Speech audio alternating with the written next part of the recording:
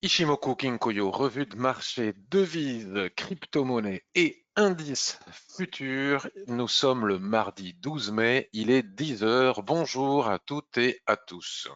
Si vous arrivez pour la première fois sur ce webinaire qui a lieu tous les mardis à 10 heures du matin, vous avez un petit panneau de configuration qui vous permet de trouver l'onglet questions et dans cet onglet, vous pouvez poser vos questions, écrire vos commentaires. Et c'est ainsi que je vois arriver plein de posts qui nous saluent et qui me saluent. Et donc, je vous réponds pendant quelques instants, parce qu'après, il y a de plus en plus de personnes qui arrivent et je ne peux pas dire bonjour à tout le monde, bien malheureusement. Bonjour Bruno, bonjour les deux Christian, Jérémy, Pierre. Bonjour Brigitte, très content aussi de te retrouver. Bonjour Jean-Claude depuis l'Espagne. Bonjour Daniel. Bonjour Jérémy, ça va très bien, je te remercie. Nicolas, Marcel, Ali Reza qui dit bonjour à tout le monde aussi. Merci pour ce nouveau webinaire, merci beaucoup. Merci Gilles, Stéphane, Jackie et toutes les personnes qui sont en train d'arriver au fur et à mesure. Bonjour Henri, bonne journée à toi aussi, Thibaut, Kevin, etc. Toutes les personnes qui arrivent au fur et à mesure. Et déconfinement oblige, alors c'est pas le cas encore pour tout le monde, mais il y a des personnes qui étaient, vous avez été très très très nombreux, c'est pour ça que j'ai du mal à répondre à tout le monde ces derniers temps pendant le confinement, et c'est normal. Peut-être un peu moins de personnes aujourd'hui, mais malgré tout, s'il y a des nouvelles personnes, bien que vous êtes très nombreux à vous être inscrits, sachez que cette revue de marché n'a pas pour objectif de vous apprendre à utiliser l'Ishimoku Kinkoyo. Pour cela, vous avez le blog, vous avez les formations, vous avez le forum qui est en panne ce matin, mais je suis en rapport avec le service technique qui est en train d'être remis en place. Hein. Ça va refonctionner, j'espère, dans la matinée, hein, le plus tôt possible. Mais c'est un service technique qui gère ça aux États-Unis et nous sommes la nuit aux États-Unis, donc on va voir comment ça se passe. Et puis vous avez ici des tutos, etc., etc., ainsi que ma chaîne YouTube avec de très nombreuses vidéos. Vous devez aussi tenir compte de cet avertissement sur les risques que comporte le trading sur les devises, le marché du forex, des CFD, des actions, des futurs, etc., etc., etc. Donc merci de bien prendre note de cet avertissement sur les risques, de bien le lire. Et je terminerai cette introduction en vous disant que ce webinaire n'a pas non plus pour objectif de donner des conseils en investissement ou de partager des signaux, mais je vous montre comment est-ce que moi-même, je l'utilise pour mon propre trading. À 11h30, j'enchaîne avec un deuxième webinaire. Vous avez reçu le lien via la newsletter ou sinon sur les réseaux sociaux de type Facebook ou Twitter, consacré cette fois-ci aux actions pour de l'investissement de long terme et du swing trading. Je viens de clôturer une position swing trading sur Suez, donc je vous montrerai tout cela dans le webinaire suivant. Donc, je vous propose maintenant que tout le monde a bien lu l'avertissement sur les risques de retrouver les graphiques. Alors, bonjour Mathieu. Donc, je vais commencer, je vais vous dire de quoi nous allons parler aujourd'hui. Nous allons parler du Bitcoin, c'est à la mode, hein, avec le halving. Que je ne connaissais pas. J'ai découvert ça parce que tout le monde en parle. Je ne traite pas le Bitcoin, donc je m'intéresse peu finalement à son fonctionnement, mais je fais de l'analyse technique du Bitcoin parce qu'on me le demande, mais je n'ai jamais tradé le Bitcoin. Donc j'ai découvert le halving. Nous allons faire un petit tour sur l'Ethereum, hein, c'est les deux crypto-monnaies on va dire phare. Ensuite, nous allons regarder le marché du Forex pour de l'intraday et éventuellement, puisque des questions m'ont été posées à ce sujet sur du swing trading. Et on terminera par les indices, notamment le SP500, le DAX, et puis on verra si on a le temps de faire le CAC 40 et le Dow Jones. Mais en général, quand on a fait le SP500, en gros, on les a à peu près tous faits. Alors, bonjour Raphaël. Donc commençons par le Bitcoin. Donc j'ai appris qu'il y a eu un événement qui s'appelle le halving. En fait, ça consiste à baisser la rémunération des mineurs, des personnes qui créent du Bitcoin. Alors je vous en dirai pas plus techniquement parce que j'avoue ne pas avoir de connaissances sur le sujet. Mais jusqu'à présent, ils étaient rémunérés, si j'ai bien compris, aux alentours des 12 dollars des 12 bitcoins pardon, et ça a été baissé par 2 et ils ne le sont plus. Donc ça a provoqué, historiquement, si j'ai bien lu aussi, en général, cet événement du halving provoque une hausse du bitcoin. C'est la raison pour laquelle nous avons vu le bitcoin frôler, arriver hein, sur les 10 000, sur les 10 000, hein, sur les 10 000 dollars. Nous assistons désormais depuis vendredi, jeudi 7 mai, nous avons atteint les 10 000 dollars et à partir du vendredi 8 mai, c'est redescendu jusqu'à la Kijun-sen, ici à 8 500 dollars. Alors, on va regarder un graphique hebdomadaire puisque comme on le suit tous les mardis, ce qui est intéressant, c'est de regarder le suivi de ce que l'on fait tous les mardis. Donc, en regardant les tracés que nous avons sur notre graphique hebdomadaire, qui ont été déjà tracés depuis plusieurs semaines maintenant, on constate que finalement, halving ou pas halving, en tout cas cette fois-ci, rien n'a bougé. Alors, nous avons Stéphane qui nous conseille @Hasher, H-A-S-H-E-U-R, pour en savoir plus sur le Bitcoin. D'un point de vue de l'analyse technique, rien n'a changé. Ce qui est quand même intéressant, c'est que finalement, l'analyse technique sur le Bitcoin fonctionne particulièrement bien. Nous avons, pour rentrer dans les détails, hein, ce range, ce qui est le plus bas historique avec le plus haut historique, hein, qui détermine la SSB ici est le twist du nuage et à l'intérieur de cette grande poupée russe, nous avons pu loger plusieurs poupées russes et en particulier celle-ci avec son point haut, je parle du niveau de clôture hein, et non pas des mèches, avec son point haut à 11 580 et le point bas à 5 340. Donc, ce que l'on peut constater, toujours avec la zone d'équilibre, c'est-à-dire la SSB ici, suite à un twist qui fait équilibre, hein, qui fait pivot entre ce plus haut et ce plus bas que nous venons de citer. Ce que l'on peut constater, c'est qu'une fois que les prix ont tapé le haut suite à ces grandes mèches, ici ces magnifiques soulèvements, il y avait matière à vendre. Alors ça a pris de nombreuses semaines hein, pour aller chercher le bas. Et ici, c'est exactement tel que je l'enseigne dans mes formations Ishimoku. C'est un cas d'école, hein, ça fonctionne parfaitement bien sur le Bitcoin. Une fois qu'on a tapé le bas ici à 5280, déterminé par la SSB qui est ici, on pouvait s'aligner aussi sur le niveau de support qui se trouvait à cet endroit, puisque théoriquement, les chartistes vont encore faire des bonds partout tant qu'on n'a pas au moins 2-3 points de contact sur une borne et sur l'autre, on ne peut pas tracer de range, mais grâce à l'Ishimoku, on peut, blablabla. Enfin bon, on ne va pas refaire l'histoire maintenant que vous connaissez déjà tous par cœur si vous suivez nos revues de marché Ishimoku ou si vous avez suivi ma formation. Et ce que l'on sait aussi lorsque l'on a atteint la borne basse d'une dérive latérale ou la borne haute, on se dirige sur la borne opposée théoriquement, mais nous avons une zone qui fait tampon qui est la fameuse zone d'équilibre. Une fois que l'on a franchi la zone d'équilibre, il faut observer les chandeliers de retournement. Tant que ces chandeliers de retournement, ici, ce porteur d'eau et ce doji en formation ici, se trouvent sur cette zone d'équilibre juste en dessous de cette SSB ici à 8860 et limité ici par les 8500, il est difficile de faire quoi que ce soit, d'entrer en position sur le Bitcoin.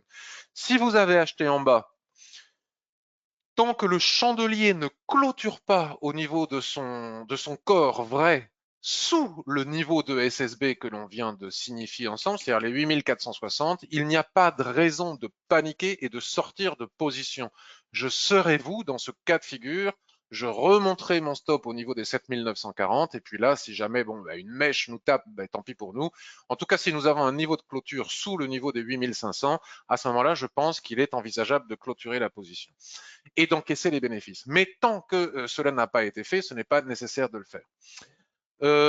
Tant que les chandeliers, même si c'est des chandeliers d'hésitation, c'est un petit peu le même cas dont on parlera sur le SP500 tout à l'heure, continuent à se trouver au-dessus de ce niveau de 50%, il convient de rester en position pour éventuellement voir si on ne peut pas atteindre le niveau suivant des 9780 et retourner chercher le haut de la borne latérale, de la dérive latérale, c'est-à-dire à 11 580.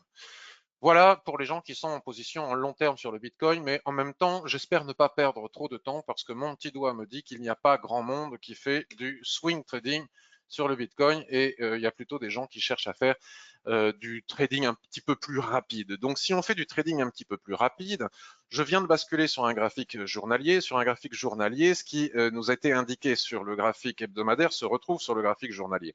La zone d'hésitation que nous évoquions, les 8500 points, se trouve ici être la Kijun-sen. Vous voyez?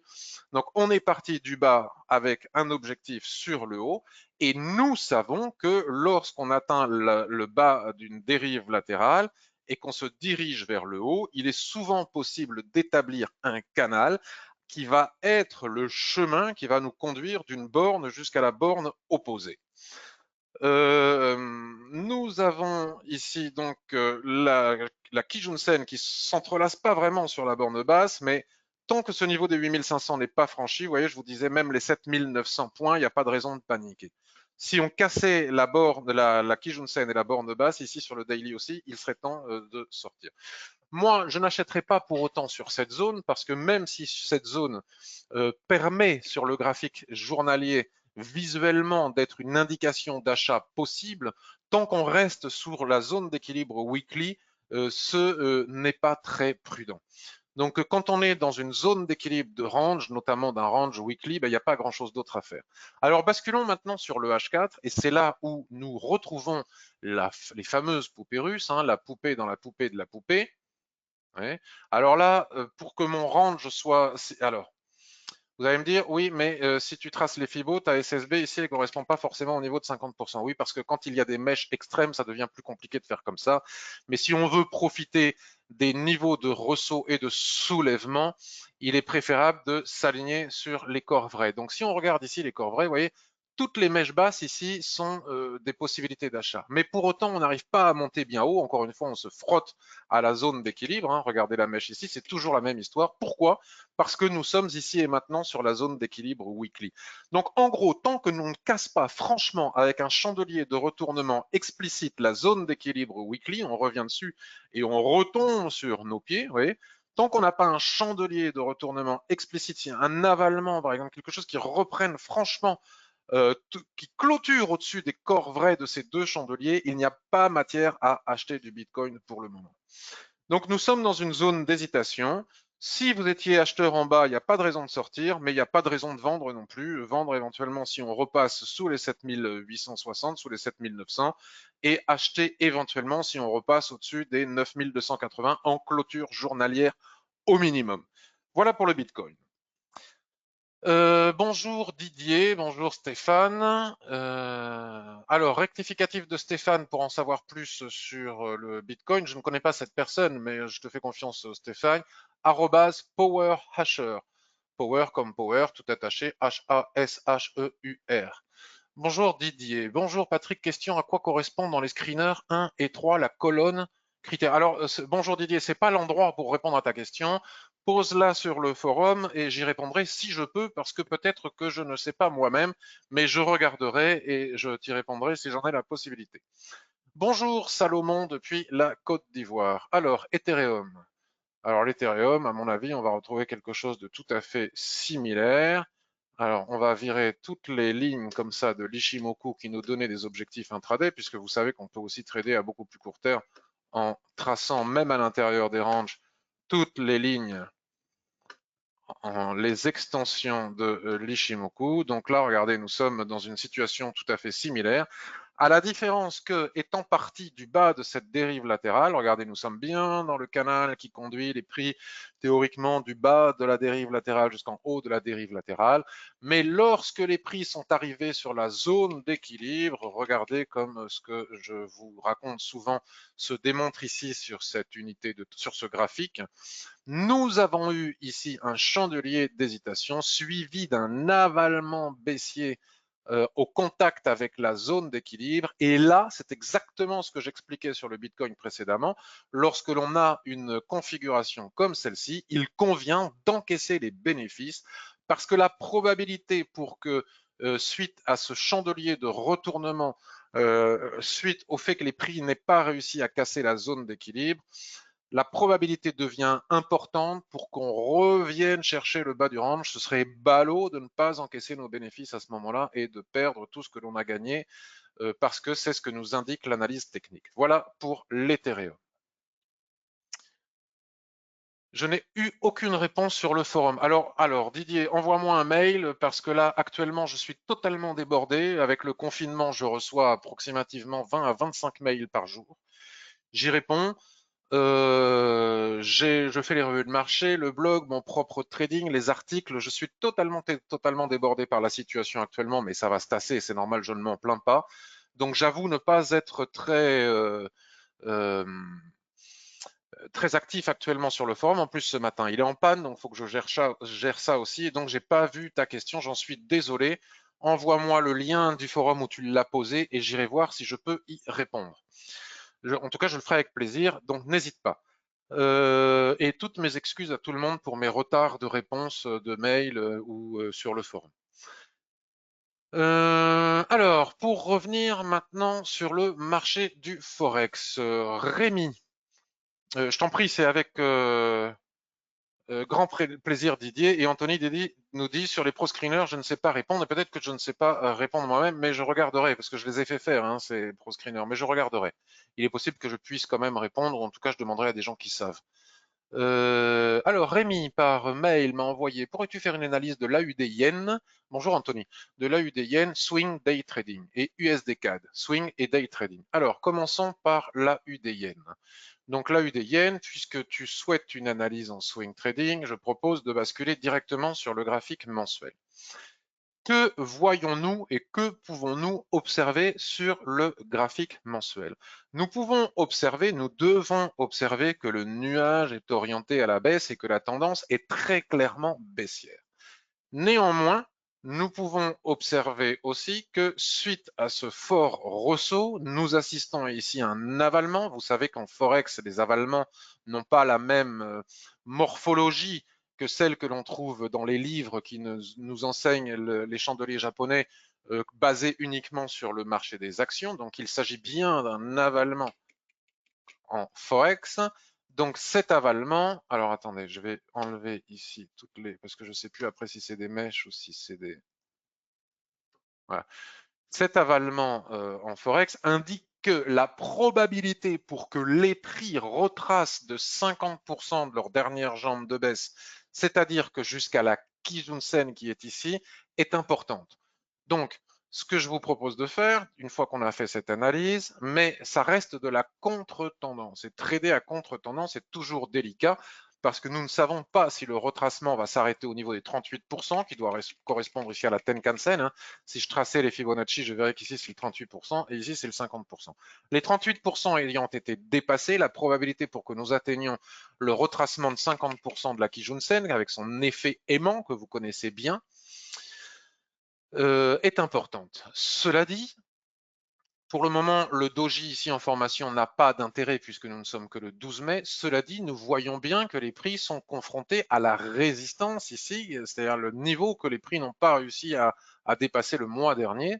Donc, nous allons aller regarder sur un graphique hebdomadaire s'il est possible d'en savoir un peu plus.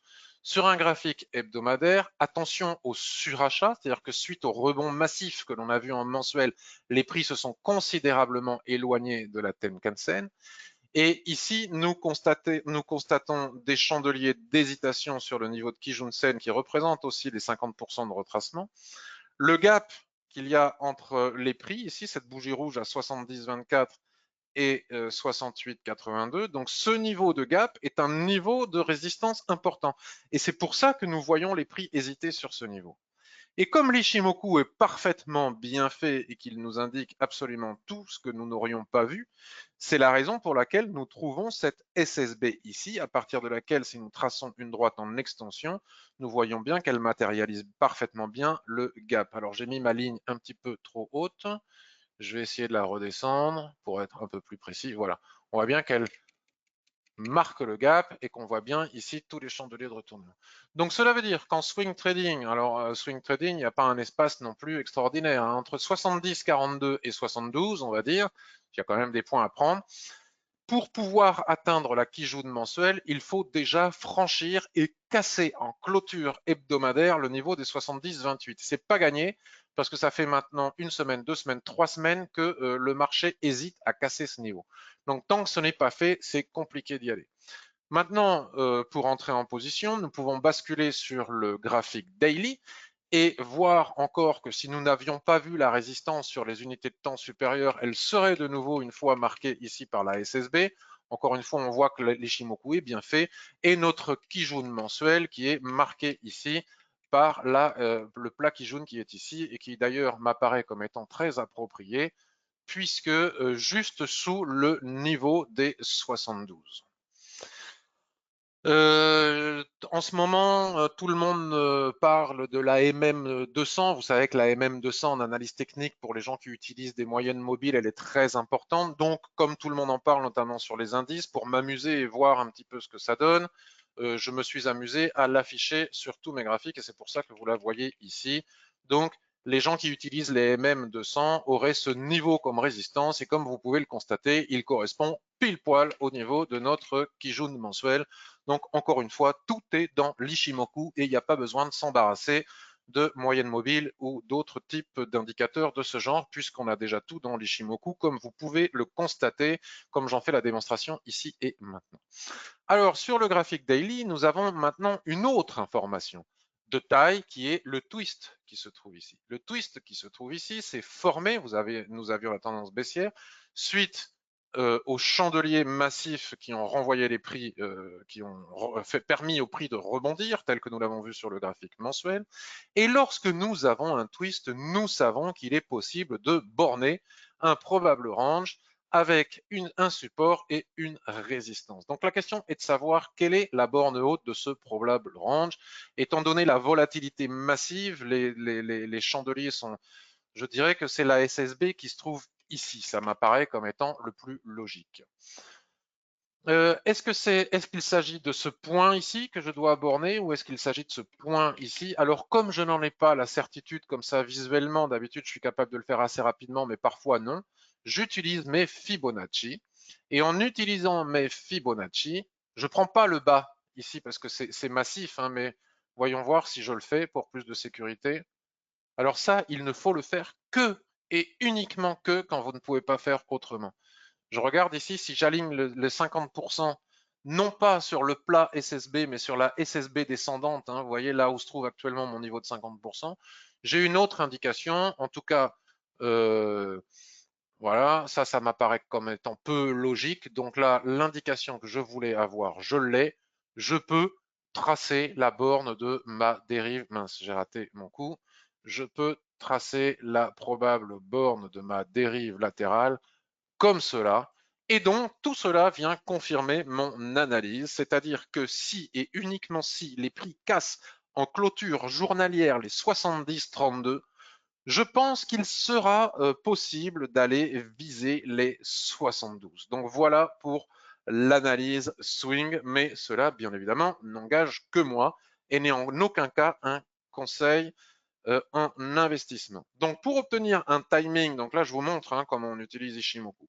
Pour utiliser un timing encore plus précis, je peux même basculer sur le H4 et constater qu'ici sur le H4, j'ai un twist parfait, j'ai une SSB parfaitement plate, qui plus est alignée à un plat Kijun, juste au-dessus de ce plat Kijun, et cela borne parfaitement bien, m'indique parfaitement bien la borne basse. Regardez ce magnifique doji sur la borne basse avec l'étoile du matin. Regardez ici ces chandeliers d'hésitation. Donc, tant que nous n'avons pas cassé cette dérive latérale par le haut, et pour plus de sécurité, les 70-33, il est inutile d'envisager d'entrer en position. Au-dessus des 70-33, probablement après repli, nous pourrons éventuellement envisager d'aller chercher les 72. Voilà donc pour l'AUD Yen en swing trading. Alors, je vois qu'il y a des commentaires.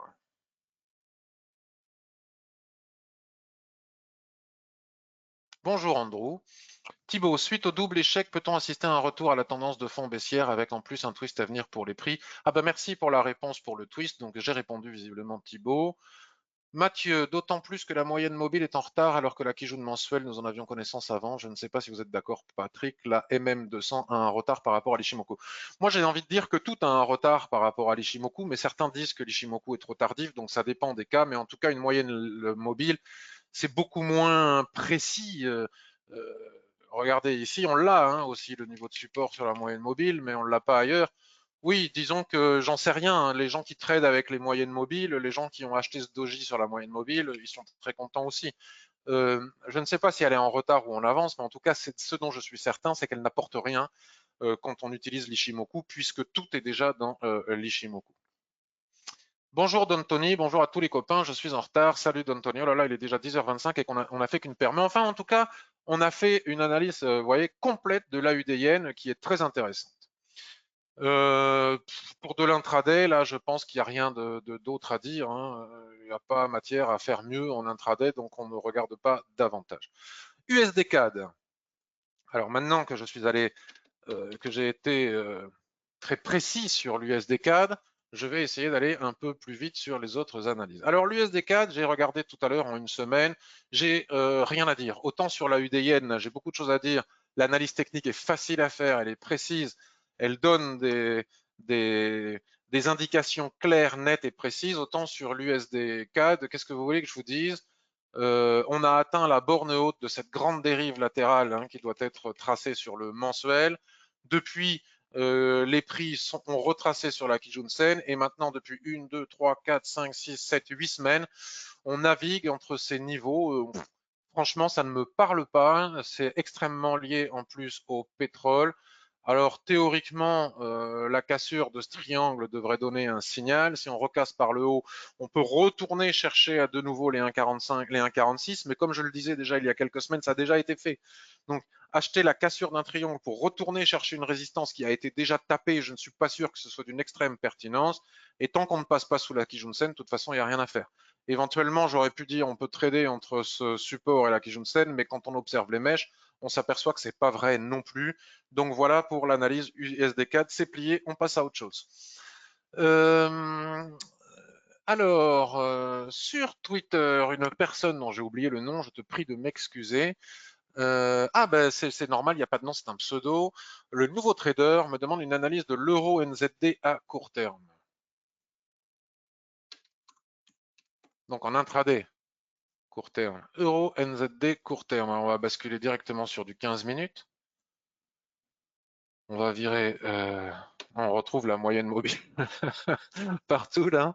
Alors, en 15 minutes, l'euro NZD, c'est limpide. C'est une dérive latérale, un range qui a été cassé par le bas. Hein, donc attention, hein, lorsque ça a été cassé, ça a été cassé. Hein, donc on ne peut plus l'acheter. Hein. Même s'il y a avalement ici, si on veut respecter les règles qui sont les nôtres du trading range tel qu'il doit être fait dans les règles de l'art, un range, lorsqu'il est cassé, il est cassé. Et même s'il y a une reprise avec avalement aussi, hein, en imaginant qu'on clôture dans une minute comme ça, nous ne pouvons pas savoir à partir du moment où ça a été cassé si c'est pour obtenir une forte probabilité de nouvelle rotation dans le range ou si c'est juste un retracement au niveau de la Kijun-sen avant de repartir à la baisse. Ça, c'est pour le 15 minutes puisqu'il s'agissait de très court terme. Donc, bilan des courses, on ne va pas vendre suite à cet avalement parce qu'on ne sait pas si c'est pour refaire une rotation dans le range ou une rotation partielle et on ne va pas acheter non plus puisque ça a été cassé. Quand c'est cassé, c'est cassé. Donc à la limite, s'il y avait quelque chose à faire, ce serait attendre que les prix reviennent en haut. À ce moment-là, on verrait qu'il y a eu une nouvelle rotation et si chandeliers de retournement apparaissent comme ceux que je suis en train de marquer, pourquoi pas continuer à revendre dans le sens de la baisse, puis si ça casse, ça casse. Par contre, acheter alors que le range a été cassé, ça ne se fait pas. En tout cas, moi, je ne le fais pas.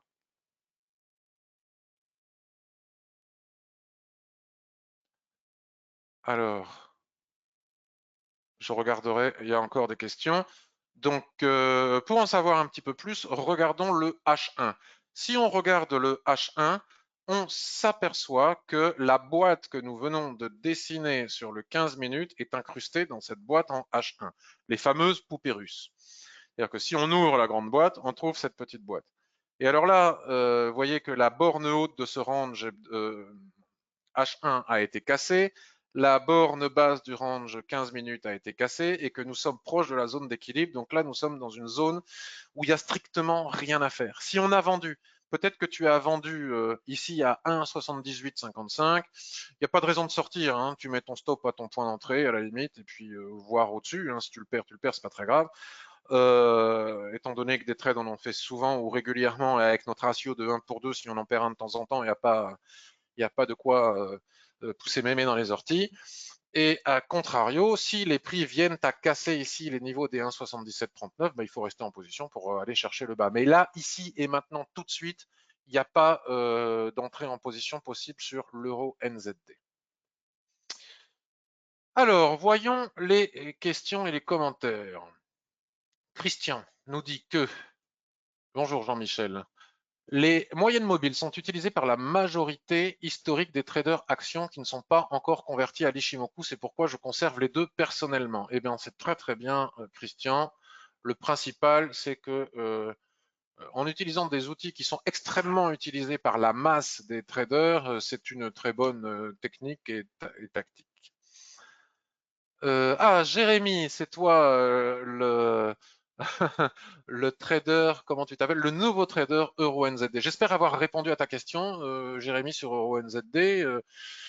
Si je regarde, tu veux du très court terme. Alors, je suis pas. Alors, sur du 5 minutes, sur du 5 minutes, on revient. Voilà, le range a été cassé par le bas. Vous voyez, on retrace sur la Kijun-Sen. La probabilité pour qu'on repasse dessous est très importante, mais cela ne veut pas dire que nous avons un signal de vente parce que tant qu'on ne repasse pas sous le niveau des 1,7738, il y a quand même peu d'espace pour entrer en position sur une paire qui plus est relativement volatile. Alors, commentaire suivant. Matt C. Vous utilisez systématiquement, tu peux me tutoyer, hein, Matt. Vous utilisez systématiquement le stochastique en plus d'Ishimoku et ce uniquement pour confirmation. Est-ce que si les deux sont en contradiction, vous suivez Ishimoku quand même ou vous vous abstenez? Pour résumer, quelle importance donnez-vous au stochastique dans votre système? Alors, Matt, je ne fais pas de formation lors de ces revues de marché. Néanmoins, je vais te répondre. Je n'ai aucune, jamais, absolument jamais de contradiction entre les stochastiques et l'Ishimoku. Il ne peut pas y avoir de contradiction dans mon utilisation. Je devrais enlever les stochastiques, mais j'y suis tellement habitué depuis tellement longtemps que c'est un petit peu comme un doudou avec un enfant, ça me rassure. Je regarde mes stochastiques et j'ai l'impression que tu étais mon doudou, si vous voulez, mais à part ça, ça ne me sert pas à grand-chose. Ça me donne une indication supplémentaire sur la survente et le surachat, mais en aucun cas c'est en contradiction avec l'Ishimoku. Par exemple, ici, les stochastiques, je ne les regarde que et uniquement que pour avoir des indications de survente et de surachat. Si on prend ce niveau sur lequel je suis actuellement, là, ici, les stochastiques m'indiquaient que les prix étaient en surachat. Et au même moment, si je regarde ce que m'indiquait l'Ishimoku, les prix étaient très éloignés de la Tenkan-sen. Donc, il m'indiquait aussi qu'ils étaient totalement en surachat puisque les stochastiques, je ne les utilise uniquement et exclusivement que pour avoir une visibilité rapide de survente, surachat. Mais vous voyez, il n'y a pas de contradiction avec l'Ishimoku dans cet exemple. Par exemple, ici, les stochastiques m'indiquaient que nous étions en survente ici. Et effectivement, là, l'Ishimoku n'indiquait pas de survente. Et c'est l'Ishimoku qui avait plutôt raison, puisque les prix collaient bien à la Tenkan-sen. Néanmoins, l'écart ici entre la Tenkan-sen et la Kijun-sen est une indication aussi de survente. Donc, il n'y a pas de contradiction. Après, si je constate que les prix sont, par exemple, sur la borne basse d'un range, admettons ici ce doji qui est ici. Si je suis sur la borne basse d'un range, et que pour autant les stochastiques, les prix collent à la Tenkan-sen, ce qui est le cas ici, vous savez que lorsqu'on est sur un niveau de support et qu'il y a des chandeliers de retournement sur ce niveau de support, pas forcément un range, ici il se trouve que c'est un range, ça pourrait être autre chose, et qu'au même moment les stochastiques sont en survente, c'est plutôt rassurant d'entrer avec chandelier de retournement sur support avec des stochastiques en survente.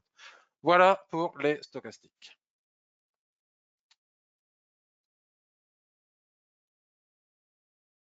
Mathieu nous dit que personnellement, le stochastique de mon côté le rassure, mais uniquement pour le trading range. Bon, c'est un petit peu pareil pour moi.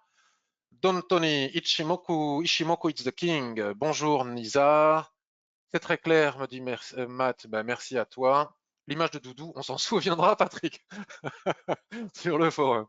Ok, alors, j'ai répondu aux questions. Donc, faisons un petit tour d'horizon maintenant des autres paires du Forex. Alors, AUD-Yen, très intéressant, hein. N'oublions pas l'analyse complète qu'on a fait sur l'AUD-Yen parce qu'il y a peut-être une superbe opportunité de trading. On verra par la suite. J'espère qu'il refonctionne le forum.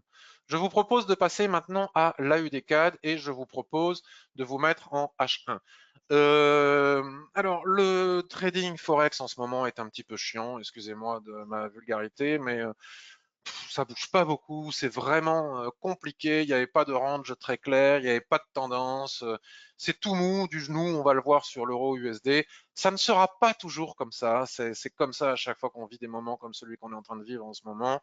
Donc trouver des opportunités de trading efficaces sur le Forex en ce moment n'est pas simple. Tiens, avant d'aller voir AUDCAD, sur Twitter, il y a une personne dont j'ai oublié le nom, qui est peut-être là aussi, ici et maintenant, qui m'indiquait il y a quelques instants, parce que sur Twitter, avant la revue de marché, je montrais le range en 15 minutes sur l'euro USD, et je mettais entre parenthèses pénible, puisque regardez, et ça c'est quand même relativement rare sur le marché du Forex, qui est un marché quand même volatile, liquide. Donc nous avons ici... alors, je vois qu'il y a plein d'autres questions, je vais y répondre après. Sachez que je ne fais pas de formation lors de ces webinaires, sinon on ne s'en sort plus. Nous avons ici donc l'euro USD. Je retombe sur mes... Voilà. L'euro USD en 15 minutes. Et je disais pénible, puisque entre lundi, hier, hein, je dirais même plus, regardez, si on bascule ici, ça ne monte pas beaucoup, hein. Depuis la semaine dernière jusqu'à aujourd'hui, nous sommes dans un mini range qui se situe entre 1,0833 avec les 1,08 chiffres clés en pivot, hein, et les 1,0784. Et alors avec une mollesse, on met toute une journée regardez, il y a des boîtes dans la boîte de la boîte, il y en a partout, hein, on pourrait tracer des boîtes comme ça. Alors franchement, quand c'est comme ça, c'est franchement difficile de trader. Puis finalement, ça arrive en bas. Ici, nous sommes arrivés en bas. On vise le haut, mais on n'arrive pas vraiment en haut. Tiens, regardez comme la moyenne mobile de 100 ici réagit bien pour les adeptes des mobiles, hein. Tout à l'heure, ce que l'on disait. Mais d'ailleurs, cette mobile ici, tout est dans l'Ishimoku, encore une fois, hein. Regarde, toutes les extensions de SSB. Regardez ici, le plat qui jaune nous indique des niveaux presque plus pertinents que la moyenne mobile encore, ou en tout cas au même niveau. Je montrais ce range, je disais, il n'y a rien à faire. Il n'y a rien à faire sur l'euro USD, même à très court terme, parce que tant qu'on n'a pas tapé le haut, ben, on ne peut rien faire. Tant qu'on n'a pas tapé le bas, on ne peut rien faire. Donc, on a cassé la zone d'équilibre. La probabilité pour qu'on aille chercher le haut est importante, mais pour autant, nous n'arrivons pas à franchir ce niveau intermédiaire. Donc, c'est vraiment mou du genou. Et une personne me disait, oui, mais ne pourrions-nous pas et donc, j'ai répondu en direct juste avant la revue de marché. Et donc, on va voir si ma réponse était juste. Je vais vous le lire, ça va être, je me mets sur Twitter et je regarde, tac, machin chose, ça c'est fait. Alors, c'était Christian, je ne sais pas s'il est avec nous, Christian, qui disait en jouant le range, on pourrait vendre au sein du Kumo. Donc on était ici hein, tout à l'heure, quand Christian faisait ce commentaire suite à mon post, en dessous de la Kijun. Donc de toute façon, on n'a pas cassé la Kijun, donc ça n'est pas arrivé, hein, donc bien joué Christian. En dessous de la Kijun, et j'observe comme une résistance baissière. Alors un support, si on tient compte des mèches de bougies les plus longs, on pourrait viser le bas du range. On pourrait viser le bas du range. Ce à quoi j'ai répondu. Bonjour Christian. Vendre au-dessus de la SSB, donc ici, vendre au-dessus de la SSB est très risqué. De plus, pour vendre, il aurait fallu que les prix aient atteint le haut du range avec soulèvement, comme on peut le voir avec ce type de chandelier. Hein, voilà comment il convient de faire. La dynamique serait meilleure.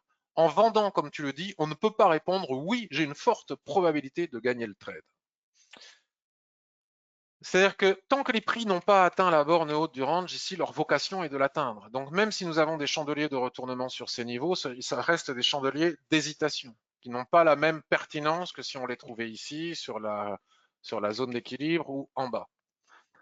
Vendre à l'intérieur du range tant qu'on n'a pas tapé le haut, sachant que nous avons la zone d'équilibre ici, c'est ce que j'expliquais, n'est pas très pertinent. C'est exactement ce qui s'est passé. Regardez, les prix ont atteint la Kijun que nous indiquait Christian. Donc Christian avait raison.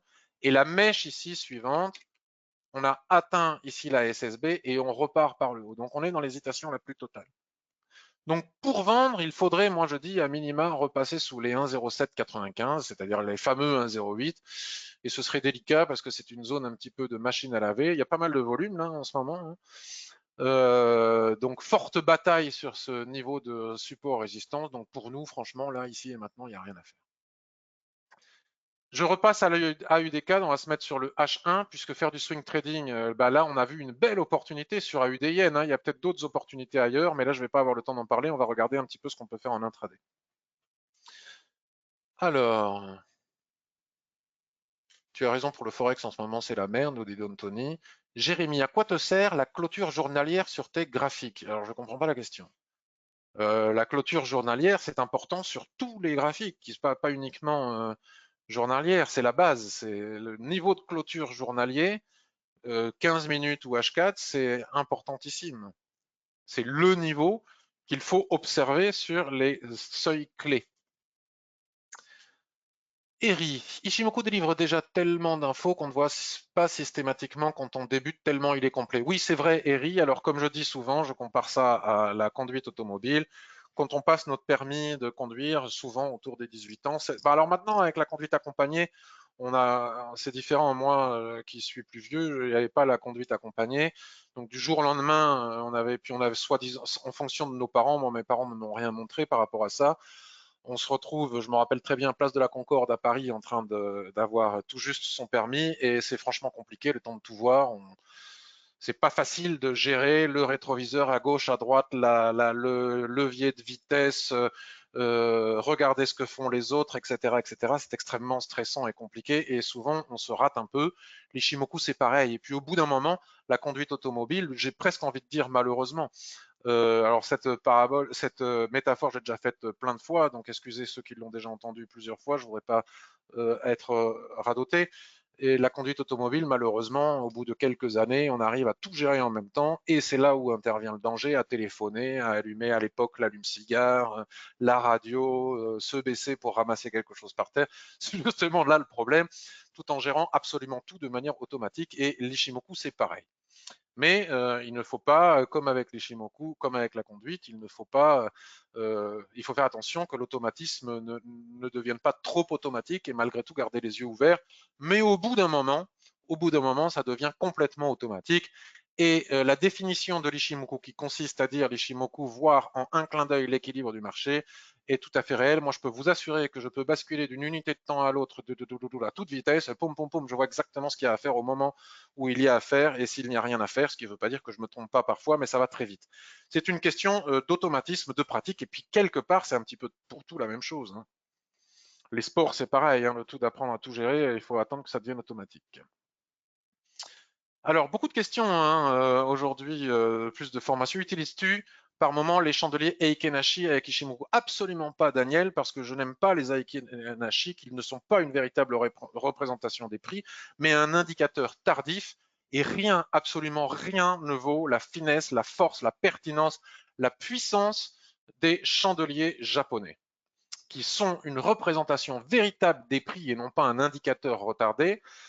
Pas retardé dans le sens péjoratif, hein, mais retardé dans le sens tardif, et, euh, et qui reflètent la psychologie de masse à l'instant T, qui nous permettent, et ils sont bien plus pertinents et bien plus en avance que les Eikenashi, qui ne sont qu'un indicateur et non pas une représentation véritable des prix. Alors, AUDK dans H1, donc regardez, range. Donc, tant que le range n'est pas cassé, après, rien ne nous empêche, comme je l'ai fait tout à l'heure en introduction sur l'AUD Yen, pour ceux qui sont arrivés en retard, on peut trader comme ça sans rien faire d'autre, mais il est quand même beaucoup plus pertinent et quand même beaucoup plus prudent d'aller analyser sur les unités de temps supérieures pour voir si ça reste pertinent. Alors on va aller très vite maintenant parce qu'on a déjà fait passer beaucoup de temps. AUD, CAD, donc CAD, pétrole, hein, attention. Donc range, ici et maintenant, zone d'équilibre. Les gens qui ont acheté avec les deux doji ici sur la borne basse à 3 heures du matin ou ceux qui sont en décalage horaire, qui habitent ailleurs sont très contents. Moi, je dormais. on est en train de franchir la zone d'équilibre. Tant que la zone d'équilibre n'est pas reprise par un chandelier de retournement dans le sens inverse, il n'y a aucune raison de sortir de position. On peut continuer à viser le haut. Et si on atteint le haut, quand arriveront des chandeliers de retournement avec soulèvement sur ce haut, éventuellement on pourra vendre. Si ça casse, on ira chercher les objectifs sur les unités de temps supérieures. Et pour savoir s'il convient de vendre les chandeliers de retournement sur borne basse ou haute, rien ne nous empêche, et même il est recommandé d'analyser ce qui se passe sur les unités de temps supérieures. AUD Yen, on l'a déjà vu et c'est très intéressant. Il y a une magnifique opportunité. AUD USD, nous avons Landry qui est au Canada et qui lui a pu rentrer justement sur le range. Je crois qu'il a vendu en haut ici. Nous, il était 2 heures du matin. On peut acheter en bas. Ici, on est en train de batailler la zone d'équilibre. Regardez, comme ça bataille la zone d'équilibre. Un chandelier qui viendrait à franchir la Tenkan-sen ici indiquerait aux vendeurs qu'ils seraient plutôt avertis de sortir et d'encaisser leurs bénéfices. D'accord? On est exactement dans la démonstration de ce que je dis depuis le début. A contrario, normalement, ce chandelier était plutôt de bon augure, mais il a été repris par l'avalement. Donc, attention à la bataille qui se joue. Et donc, ici, probablement, que nous avons un range sur le M5 ou le 15 minutes. S'il casse par le haut, encaissons les bénéfices. S'il casse par le bas, probablement que nous irons chercher le bas du range. Ici, nous sommes en plein milieu de cette dérive latérale, donc sur la zone sur laquelle il n'y a rien à faire. Euro AUD. Alors, j'avais dit que je me mettais en H1. Euro AUD. Alors, vous savez, sur Twitter, il y a plein de gens gentils, puis il y a de temps en temps des gars mal lunés. Et dernièrement, ils me disaient, oui, toi, tu ne sais trader que les ranges. Donc, c'est pas que je ne sais trader que les ranges, puis de toute façon, même en ne sachant trader que les ranges, du moment qu'on est rentable, le reste, on s'en cogne. Ce n'est pas que je sache trader que les ranges, mais sur le marché du Forex actuellement, il n'y a que des ranges. Il faut savoir que le range, c'est l'équilibre. Tout a vocation à être à l'équilibre, donc le trading, le marché aussi.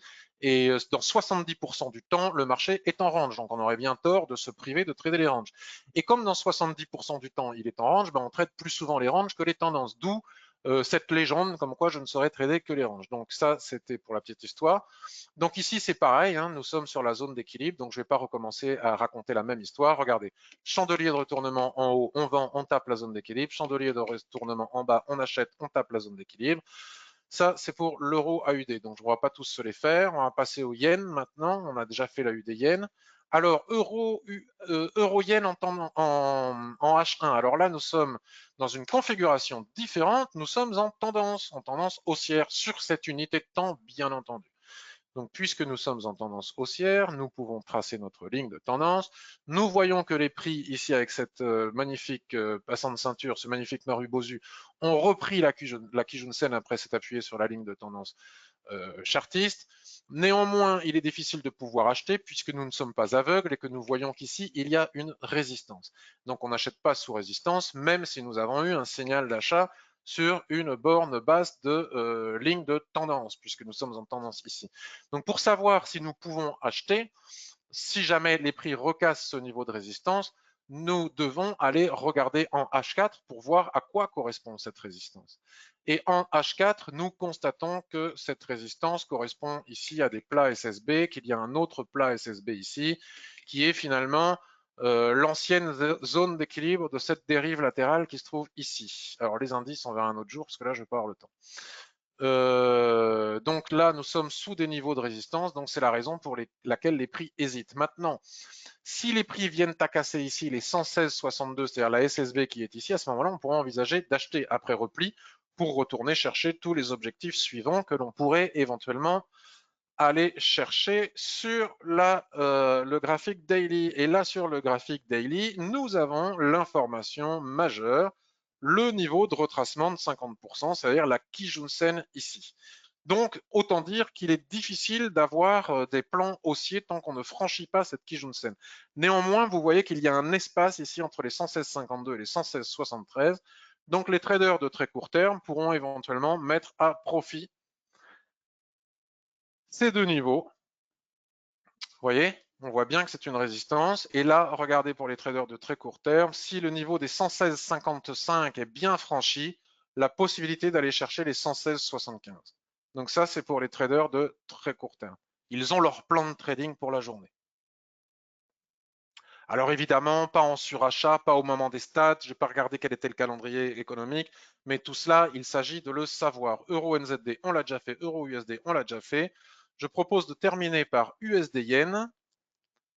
USD Yen, on va se mettre en daily, tiens, pour voir. De toute façon, vous savez que les unités de temps, il ne faut pas vous prendre la tête avec ça. Vous pouvez regarder sur n'importe quelle unité de temps et à partir de n'importe quelle unité de temps, en remontant ou en descendant, préparer votre plan swing trading ou votre plan intraday. Vous n'avez pas à vous embêter à savoir si en intraday, vous devez utiliser le 15 minutes, le H1, le 5 minutes, ou en daily, l'hebdomadaire ou le mensuel. Cela ne rime à rien à part vous embêter et vous embrouiller. Donc en daily, je vais vous le démontrer ici et maintenant.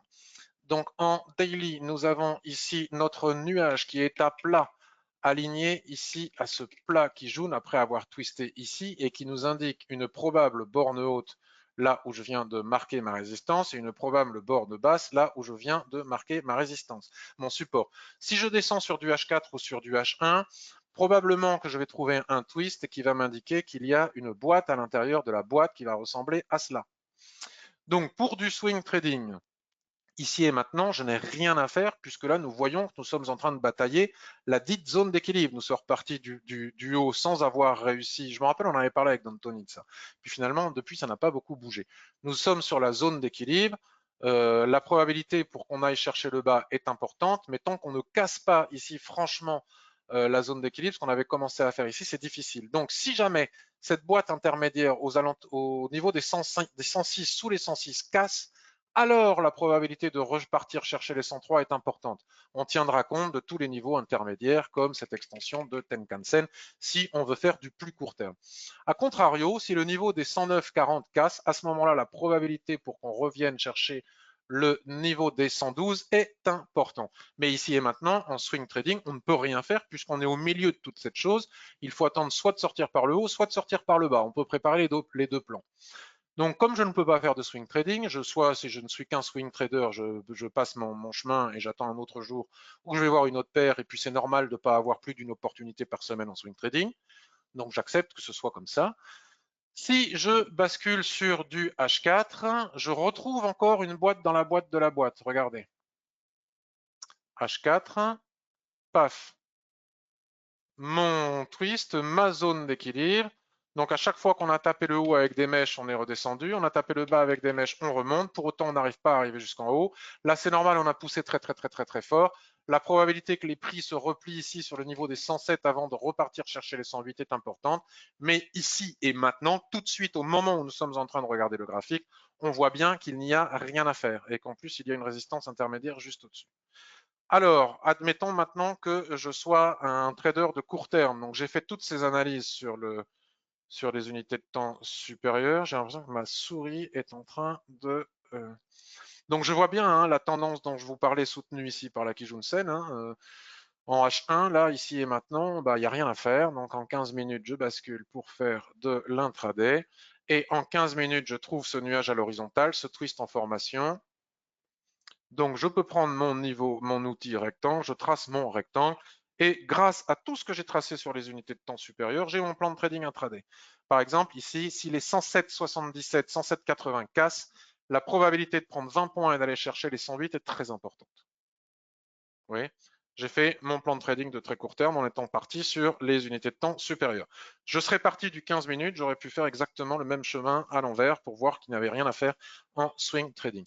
Très rapidement, parce que je voudrais finir à 11 heures pile, les indices. Alors, on va regarder le SP500 futur, puisque moi j'affiche les futurs en hebdomadaire. Vous avez peut-être suivi la polémique, le débat, les gentils échanges entre un jeune analyste et moi-même concernant le SP500 sur Twitter. Alors, on va faire le point parce que c'est important puisque j'enseigne les chandeliers japonais. Il est important que je puisse être précis sur ce que je raconte parce que sinon donc, nous avons ici le SP500, donc toujours pareil, le twist, la zone d'équilibre, on part du haut, on va chercher le bas. Nous n'avons pas encore un deuxième point de contact ici ou ici permettant d'établir le range, mais la probabilité est importante à partir du moment où apparaît le twist.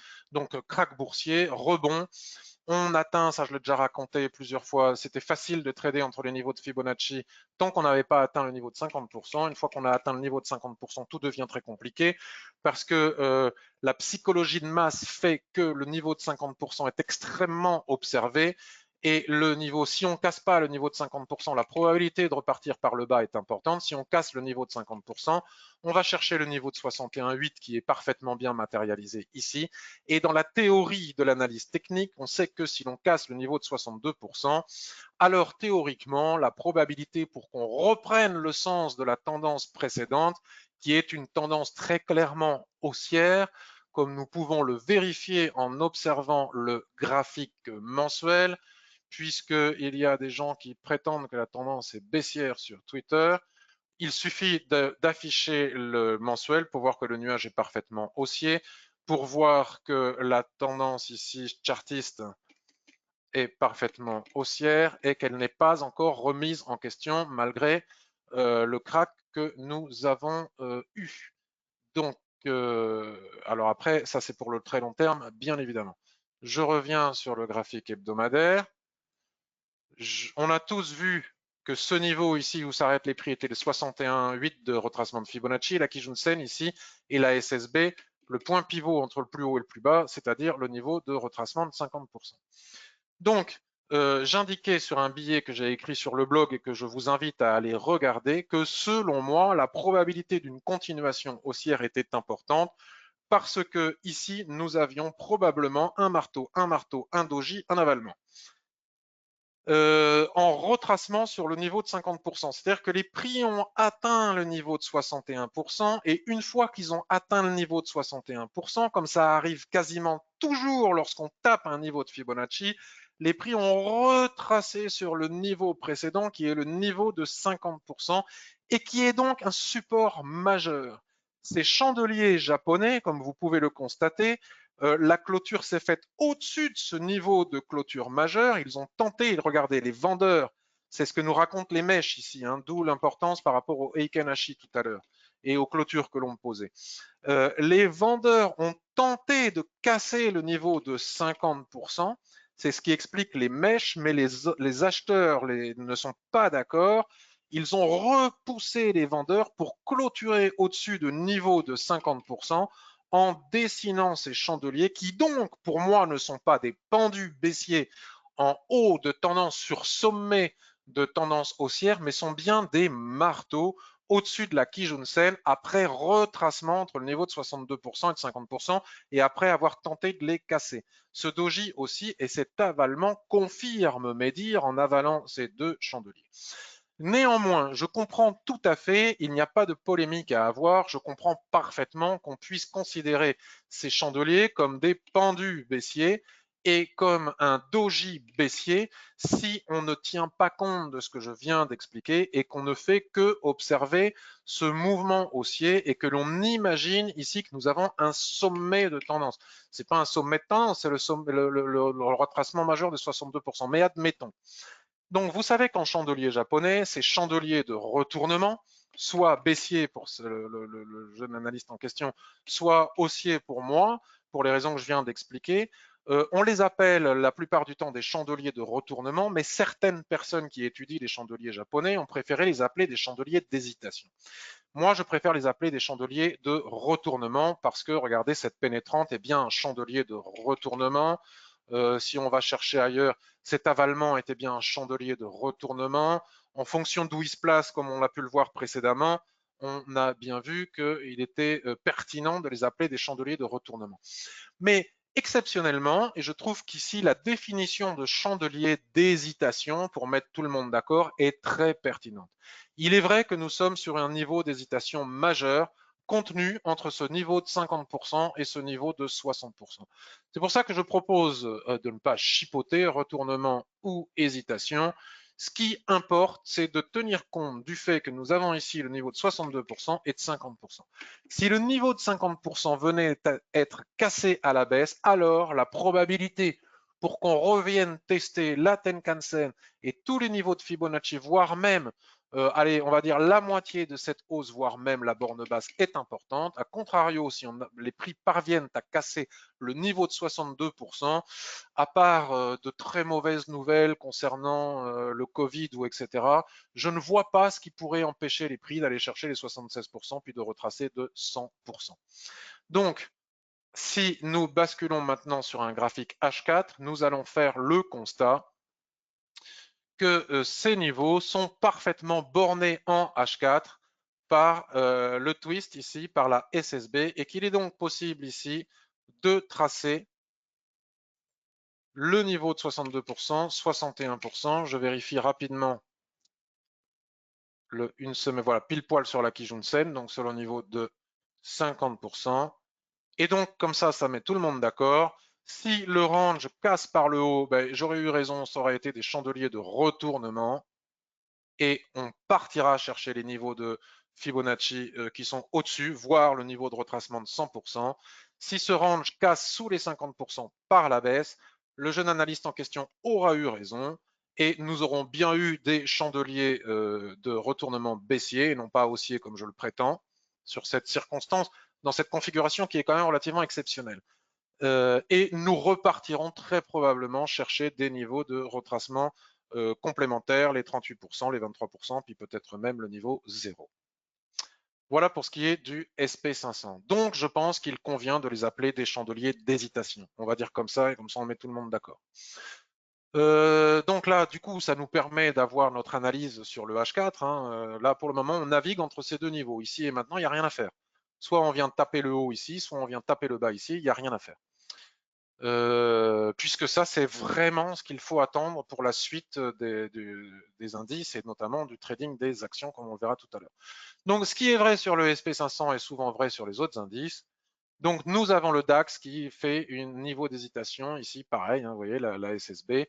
On est pile poil sur la zone d'équilibre. Tant qu'on ne passe pas sous la zone d'équilibre, d'un côté comme de l'autre, il n'y a rien à faire. Si on observe un graphique journalier, nous avons bien ici aussi le niveau, là c'est 50%, je ne sais plus, il faudrait retracer, on va se mettre. Donc tant qu'on ne casse pas, si le SP500, je vais dire les choses autrement, si le SP500 casse son range H4 par le haut, le DAX suivra, si le SP500 casse son range H4 par le bas, le DAX suivra, le CAC, le Dow Jones et patati et patata. Voilà.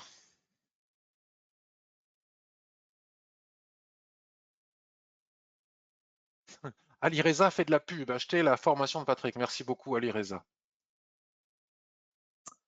Dans un range, les résistances SSB ou autres n'ont plus de valeur. Alors tout dépend où dans le range et comment dans le range. Et Kenashi, j'ai répondu. Au départ, Ishimoku m'effrayait. Aujourd'hui, je le trouve tellement pertinent qu'il m'est impossible de m'en passer, me dit Don Tony. Voilà. GBP USD à surveiller, qu'en penses-tu? Je vais regarder. Dans un range, devons-nous tenir compte de la Chikou et de ses propres obstacles? Alors Marcel, je crois que tu as acheté la formation, c'est expliqué hein, dans la formation, mais n'hésite pas à poser la question sur le forum. Je ne peux pas faire de formation lors de ces webinaires, c'est pas le propos. Je confirme, dit Don Tony sur la formation. Dani, nous allons vers un range SSB et Kijun à plat plus twist. Henri, limpide ton analyse sur le SP500. Merci beaucoup, Henri. Donc GBP USD, Pierre, on finira là-dessus pour que je puisse me reposer un tout petit peu avant la revue de marché action, surtout que je m'emporte et tout, donc j'ai plus de voix après.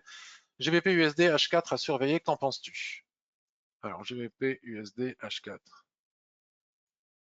GBP USD H4.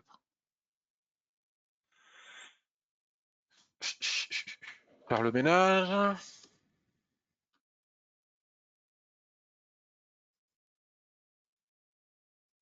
Alors, qu'est-ce que doit faire un trader Ishimoku lorsqu'il ouvre un graffeur, oula, un lapsus, j'ai besoin d'aller chez le coiffeur, peut-être, lorsqu'il regarde un graphique, la première chose qu'il doit faire, c'est observer le nuage. Et quand il observe le nuage, il sait s'il est en tendance haussière, baissière ou en range.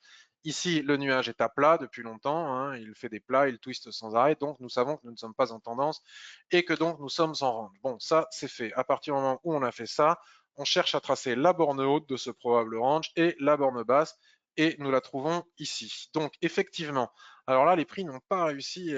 Quand c'est comme ça, c'est un petit peu plus chiant et c'est un petit peu plus compliqué à trader Parce que quand il y a un support juste en dessous, comme ça, les prix aiment bien aller le chercher.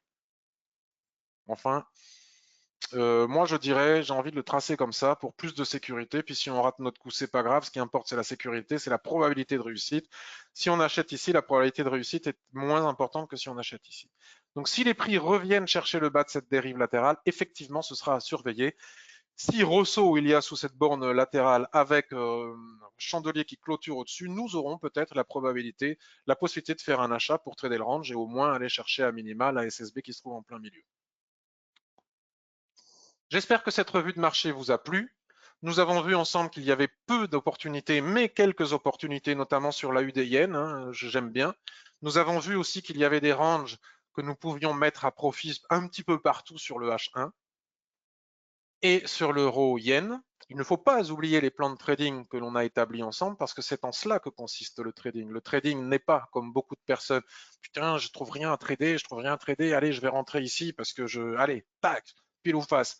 Non, le trading, c'est établir des plans de trading. Soit il y a un plan, soit il n'y en a pas. S'il n'y en a pas, on ne trade pas. C'est pas plus compliqué que ça. Mais pour pouvoir trader, il ne faut pas refaire des plans de trading toutes les 10 minutes, sinon on s'en sort pas. On fait nos analyses, on prépare nos plans de trading, on les note sur un carnet, AUD-Yen, Euro-Yen, machin truc, bim boum paf, et on regarde de temps en temps dans la journée si le plan se déclenche ou pas. Et puis s'il se déclenche, on y va, s'il y va, s'il se déclenche pas, on n'y va pas. C'est pas plus compliqué que ça. Mesdames et messieurs, Ali Reza nous dit je fais de la pub parce que j'ai acheté ta formation et j'ai appris énormément de choses. Ben, merci beaucoup à toi, Ali Reza. À tout de suite. Si tu as besoin de trucs pour te détendre, n'hésite pas à me contacter. Je suis psy. Tu m'as fait peur, Marc. J'ai cru que tu allais me proposer je sais pas moi, du cannabis ou des choses comme ça, un whisky, mais il était un peu tôt.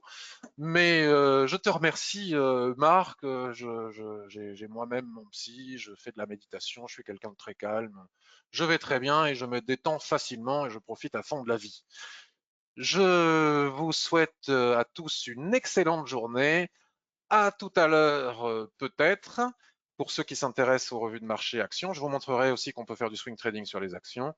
Et pour les autres, je vous souhaite une excellente journée. Je vous rappelle que je vais mettre cette vidéo dans la journée sur YouTube. Allez-y avec vos likes, vos commentaires, faites-moi de la pub. Et si ce travail vous intéresse, je suis très ravi que vous le partagiez. Bye bye.